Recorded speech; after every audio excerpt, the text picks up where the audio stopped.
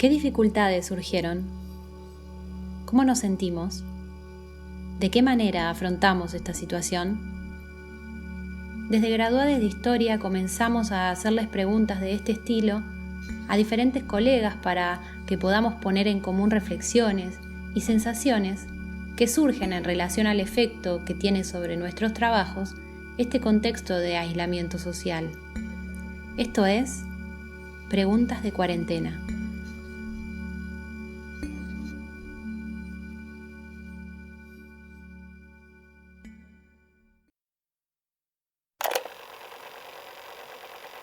Hola, mi nombre es Gastón García, soy ayudante de Historia General 4 en la Facultad de Humanidades y becario doctoral de CONICET. Y desde Graduades de Historia me preguntan de qué forma el aislamiento social afectó o modificó mi trabajo como becario doctoral. El aislamiento social como política sanitaria para gestionar el avance de la pandemia modificó ampliamente las dinámicas de trabajo académico. La mayoría de los seminarios de posgrado se han reprogramado y otros, los menos, han ido adoptando diversas modalidades virtuales. Además, los espacios de encuentro e intercambio, como las jornadas o congresos, también han sufrido reprogramaciones, lo cual supone un gran problema, pues es el lugar académicamente legitimado para comunicar los avances y someter a discusión las ideas propias y ajenas.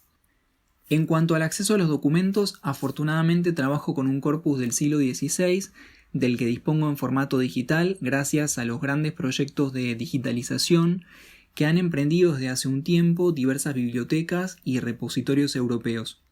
Esto desde ya supone una enorme ventaja, aun cuando le arrebate ese halo mistérico que rodea a la materialidad del documento. Algo que rescato de este proceso global es una decisión de política editorial y gestión del mercado de artículos y libros, es decir, de buena parte de las editoriales y las compañías que conforman la parte oferente del mercado de publicaciones académicas, pues han decidido liberar una fracción de sus repositorios digitales, al menos temporalmente. Esto ha facilitado enormemente el acceso a la bibliografía y recursos académicos antes vedados por una razón material económica, develando una vez más en un doble movimiento las ventajas incontrastables de los sistemas de Open Access y las condiciones desventajosas en las que se desempeña la labor académica desde la periferia. Otro elemento esencial del que nos vemos privados en este contexto es precisamente el habitar espacios. El aislamiento nos ha impedido ese encuentro físico en el locus que conforman nuestros centros de investigación, los pasillos y los patios, es decir, los lugares comunes en los que se producen intercambios fortuitos, en los que se comparte una idea inesperada o un gesto de compañía que reconfortan un trabajo bastante solitario. En definitiva, el aislamiento trastrocó, afortunadamente solo de forma temporal, el sentido de comunitas, una comunidad de ideas pero también una comunidad afectiva, ambas condiciones indispensables para quienes estamos inmersos en ese ejercicio del pensamiento y creemos en la construcción de un conocimiento colectivo. Sin embargo, en lo particular, creo que el trabajo como becario se ha visto afectado por lo que podría denominar dos irrupciones. La primera de ellas es precisamente el avance de las tareas de docencia por sobre los tiempos dedicados a la investigación.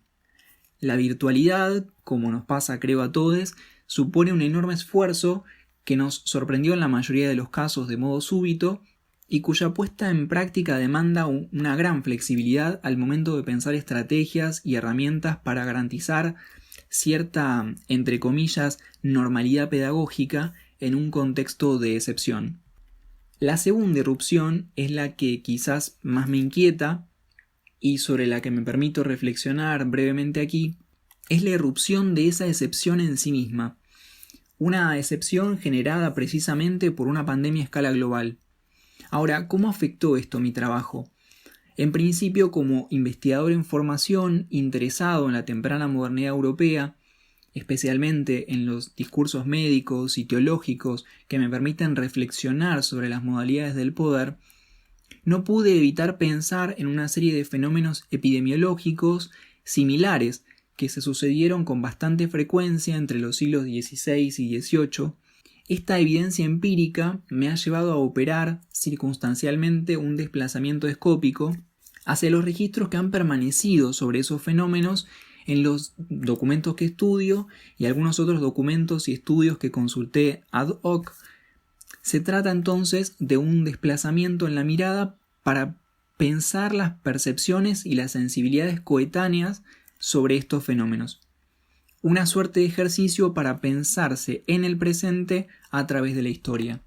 En ese juego, en esa operación entre la lectura y la escritura, lo que irrumpió es la realidad, el acontecimiento.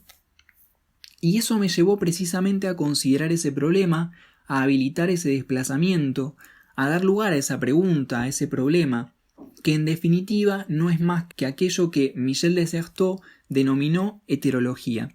Esto es, cómo traer al presente ese pasado, en su condición de ausente, de alteridad. Ese es siempre el problema de la historia, de los historiadores. ¿Cómo se produce ese encuentro entre el pasado y el presente? ¿Cómo comprender? ¿Cómo hacer inteligible ese ausente sin suprimir por completo su condición de alteridad? Y en eso, para lo cual desde ya no tengo una respuesta definitiva, sino que tan solo me dejé llevar por el impulso de la curiositas, me parece que está en disputa precisamente uno de los sentidos de la historia como parte de un conjunto de saberes y disciplinas humanísticas de las que siempre se cuestiona su utilidad desde parámetros netamente mercantiles que buscan réditos económicos. Por tanto, me parece una buena oportunidad para ejercitar la reflexión en clave histórica sobre aquello que el profesor Nucho Ordine llamó en su lúcido ensayo la utilidad de lo inútil.